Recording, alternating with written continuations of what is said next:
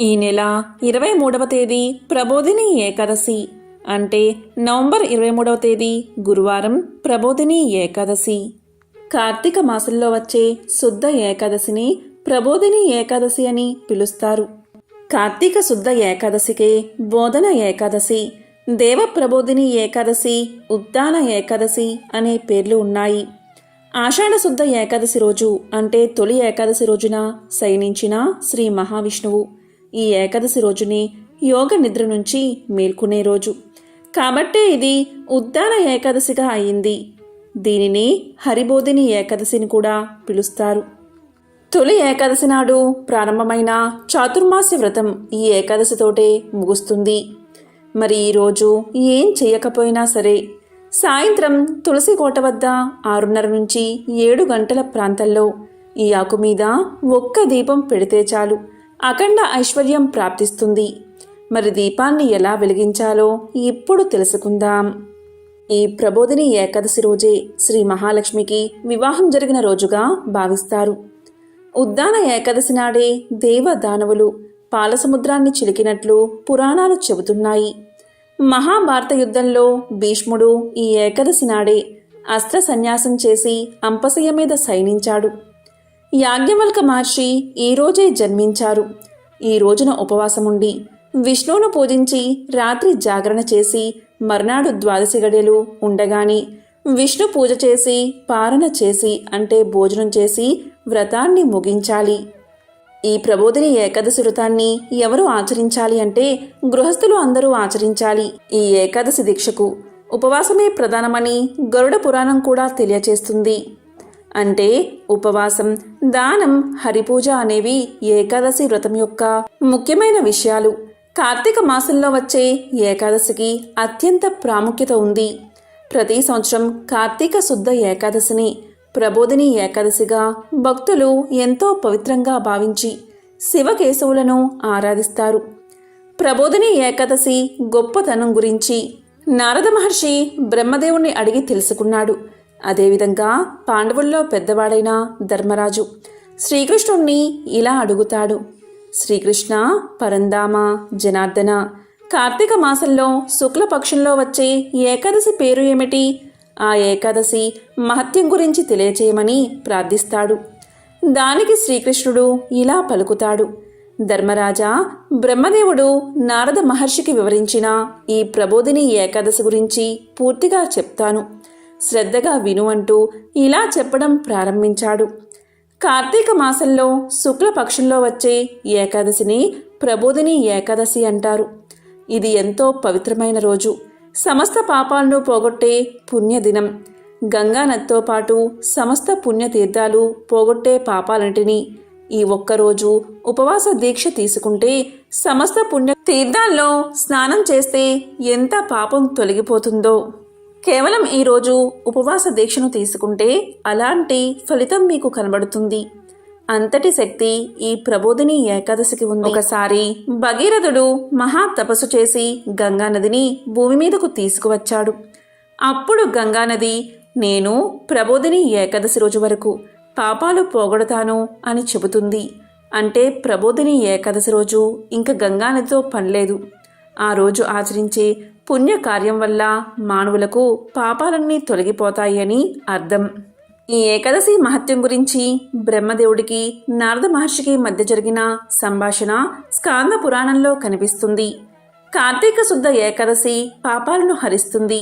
1000 అశ్వమేధ యాగాలు, 100 రాజసూయ యాగాలు చేసిన పుణ్యం లభిస్తుంది. కొండంత పత్తిని ఒక చిన్న నిప్పురవ్వ ఎలా కాల్చి బూడిద చేస్తుందో అలాగ ఒక జీవుడు తన 1000 జన్మల్లో చేసిన పాపాలను కాల్చివేస్తుంది. ఈ ఏకాదశి ఉపవాస వ్రతం ఈరోజు చిన్న మంచి పని అంటే ఏ పుణ్యకార్యం చేసినా అది మేరు పర్వతానికి సమానమైన పుణ్య ఫలితాన్ని ఇస్తుంది. ఈ ఏకాదశి వ్రతాన్ని చేసిన వారికి సాధించలేనివి ఏమీ ఉండవు. ఈరోజు ఉపవాసం ఉన్నవారికి ధాన్యం, సంపదలు, ఉన్నత స్థానం కలగడంతో పాటు పాప పరిహారం జరుగుతుంది.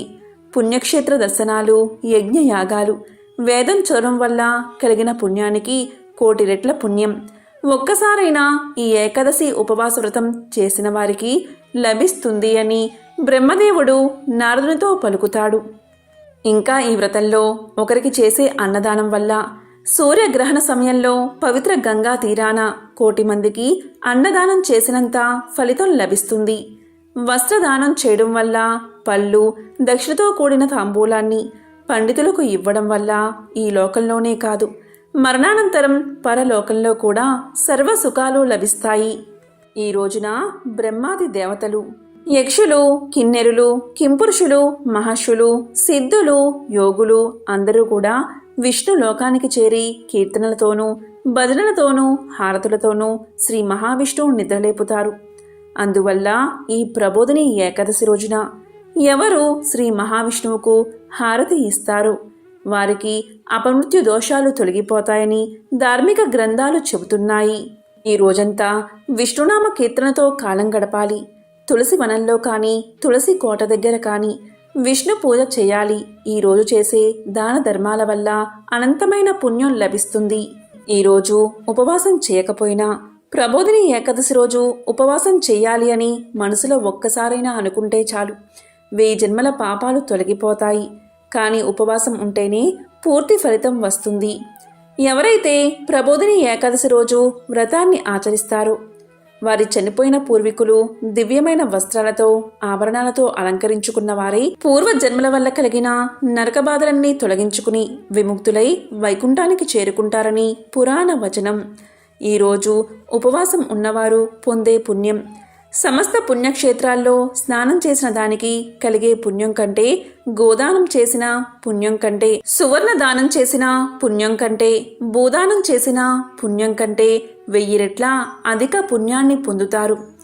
ప్రబోధిని ఏకాదశి రోజు ఏకాదశి వ్రతాన్ని ఆచరించిన మానవుడి జన్మ సార్థకమైనట్లే. అలాంటి వారి ఇంటియందు 3 లోకాలలోని పవిత్ర తీర్థాలన్నీ నివసిస్తాయి. ఈరోజు వ్రతం ఆచరించిన మానవుడు నిజమైన జ్ఞాని, అసలైన యోగి, అతడే జితేంద్రియుడు. ఒక్కసారి ప్రబోధిని ఏకాదశి వ్రతాన్ని ఆచరించిన మానవుడు భక్తిని పొందుతాడు, చివరకు వైకుంఠాన్ని చేరుకుంటాడు. ఈ ప్రబోధిని ఏకాదశి రోజు చేసే దానం, స్నానం, జపం, హోమం మొదలైన పుణ్య కార్యాలన్నీ అక్షయమైన ఫలితాన్ని ఇస్తాయి. ఈరోజు విష్ణుమూర్తిని తులసీ దళాలతో పూజిస్తే 10,000 జన్మల్లో చేసిన పాపాలు తొలగిపోతాయి. అంతేకాదు ఈరోజు తులసి మొక్కలు నాటి నీరు పోస్తే అలాంటి వారు 1000 కోట్ల సంవత్సరాలు వైకుంఠంలో నివసిస్తారు. ఈరోజు శ్రీ మహావిష్ణువు ముందు దీపాన్ని వెలిగిస్తే కలిగే పుణ్యం అనంతం. ఈరోజు బ్రాహ్మీ ముహూర్తంలో నిద్రలేచి కాలకృత్యాలు తీర్చుకుని శ్రీ మహావిష్ణువును పూజించి ఉపవాస దీక్షను తీసుకోవాలి. కాబట్టి ధర్మరాజా, ఈ ఏకాదశి వ్రత మహత్యాన్ని తెలుసుకున్నా, విన్నా, చదివినా 1000 గోవులను దానం చేసిన ఫలితం వస్తుందని శ్రీకృష్ణ పరమాత్మ ధర్మరాజుకు తెలియజేశాడు. ఇంట్లో ధన సమస్యలు ఎక్కువైతే అవన్నీ పోయి అష్టైశ్వర్యాలు కలగాలంటే ఈ ప్రబోధిని ఏకాదశి రోజు ఇంట్లో తులసికోట దగ్గర ప్రత్యేకంగా ఇలా దీపాన్ని పెట్టండి. కార్తీక మాసమంటేనే సాయంత్రం పూట తులసికోట దగ్గర దీపం అందరూ పెడతారు. అలాగే ఈ కార్తీక శుద్ధ ప్రబోధిని ఏకాదశి రోజు సాయంత్రం 6:30 నుంచి 7 గంటల మధ్యలో ఇప్పుడు మనం చెప్పుకునే విధంగా దీపాన్ని పెట్టండి. ముందుగా తులసికోట దగ్గర ఒక తామరాకు పెట్టండి. తామరాకు లభించకపోతే తమలపాకు ఉంచండి. ఆకు మీద ఒక మట్టి ప్రమిదను ఉంచి దాంట్లో ఆవు నెయ్యి పోసి లేదా నువ్వుల్లోని పోసి 3 వత్తులు వేసి దీపాన్ని వెలిగించండి. ఈ దీపంలో 2 అక్షింతలు వేయండి. ఈ దీపానికి పుష్పం సమర్పించి చిన్న బెల్లం ముక్కను నైవేద్యంగా పెట్టండి. ఇలా ఈరోజు తామర ఆకు మీద దీపాన్ని వెలిగించడం వల్ల లక్ష్మీదేవి అనుగ్రహం పుష్కలంగా కలుగుతుంది. ఎందుకంటే తామరాకు అంటే లక్ష్మీదేవికి ఎంతో ప్రీతికరం. తామరాకు అనేది లక్ష్మీ స్థానం. ఈ కార్తీక ఏకాదశి రోజు సాయంత్రం సమయంలో ఇలా తామరాకు మీద దీపం పెట్టి నమస్కారం చేసుకుంటే లక్ష్మీదేవి విష్ణుమూర్తితో సహా మీ ఇంటికి వస్తుంది, సకల ఐశ్వర్యాలను ప్రసాదిస్తుంది. కాబట్టి ఈ ప్రబోధిని ఏకాదశి రోజు ఇప్పుడు మనం చెప్పుకున్న విధంగా తామరాకు మీద దీపం పెడితే మీ ఇంట్లోని దరిద్రమంతా తొలగిపోతుంది, అఖండ ఐశ్వర్యం కలుగుతుంది. తామరాకు మీకు లభించకపోతే తమలపాకు పైన ఇలా దీపాన్ని పెట్టండి. లక్ష్మీదేవి అనుగ్రహం తప్పకుండా కలుగుతుంది.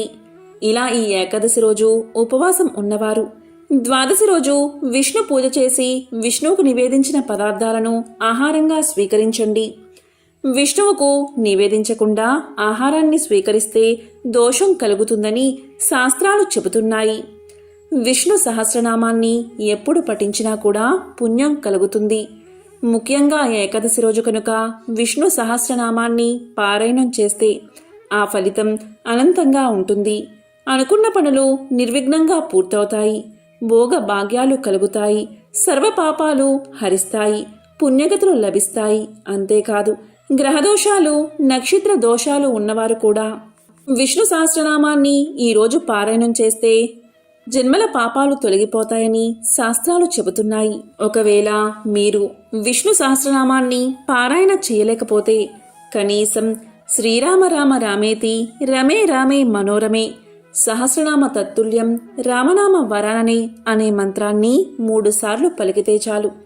అంతే ఫలితం కలుగుతుంది. ఇదే తారక మంత్రం. ఎంతో పవిత్రమైన మంత్రం, ఎంతో శక్తి ఉన్న మంత్రం. ఈ ఏకాదశి రోజు 3 సార్లు పఠిస్తే చాలు. వారి పాపాలన్నీ ఆ రామనామ అగ్నిజ్వాల్లో పడి బూడిదలు అయిపోతాయి. ఈ ఏకాదశి పర్వదినాన్ని పురస్కరించుకుని విష్ణు సహస్రనామాన్ని పారాయణ చేయండి, లేదా వినండి, లేదా తారక మంత్రాన్ని 3 సార్లు పఠించండి. మరి ఎంతో విశేషమైన ప్రబోధిని ఏకాదశి రోజు ఉదయం సాయంత్రం స్నానం చేసే నీటిలో 5 తులసి ఆకులు వేసుకుని స్నానం చేయండి. ఈరోజు ఇలా చేస్తే జన్మల పాపాలు ఆ నీటి ద్వారా తొలగిపోతాయి. 1,000,000 జన్మల పుణ్యం వస్తుంది. ఇలా స్నానం చేసే సమయంలో ఈ శ్లోకం చదివి స్నానం చేయండి. గంగే చ యమునే చైవ గోదావరి సరస్వతి నర్మదే సింధు కావేరి జలేస్మిన్ సన్నిధం కురు అనే శ్లోకాన్ని చదివి స్నానం చేయండి. ఈ శ్లోకాన్ని చదవడం రానివారు ఏం చెయ్యాలి అంటే గంగా గంగా గంగా అని గంగాదేవిని 3 సార్లు తలుచుకుని నమస్కారం చేసి ఓం నమో నారాయణాయ, ఓం నమో నారాయణాయ అనే మంత్రాన్ని పఠించి నీటితో స్నానం చేయండి. ఇలా చేస్తే చాలు అన్ని రకాల వ్యాధులు నయమవుతాయి. తులసి ఆకుల్లో ఉండే ఔషధ గుణాలు మీకు తెలియకుండానే శరీరంలోని అన్ని వ్యాధులను నయం చేస్తాయి. చర్మ వ్యాధులు నయమవుతాయి. మీ శరీరంలో ఉన్న నెగిటివ్ ఎనర్జీ మొత్తం తొలగి పాజిటివ్ ఎనర్జీ వస్తుంది. నూతన ఉత్తేజాన్ని సంతరించుకుని ఆహ్లాదంగా మారతారు. కాబట్టి ఈరోజు స్నానం చేసే నీటిలో ఉదయం సాయంత్రం తులసి ఆకులు వేసుకుని స్నానం చేయండి. అదేవిధంగా ఈరోజు సాయంత్రం 6:30 నుంచి 7 గంటల సమయంలో తామరాకు మీద కానీ తమలపాకు మీద కానీ ఆవు నెయ్యితో కానీ నువ్వుల నూనెతో కానీ దీపారాధన చేయండి. అలాగే మీకు వీలైతే విష్ణు సహస్రనామాన్ని పఠించండి. రానివారు రామ తారక మంత్రాన్ని పఠించి ఆ లక్ష్మీనారాయణల అనుగ్రహాన్ని పొందండి. ఓం నమో నారాయణాయ. ఓం శ్రీ మహాలక్ష్మియే నమః.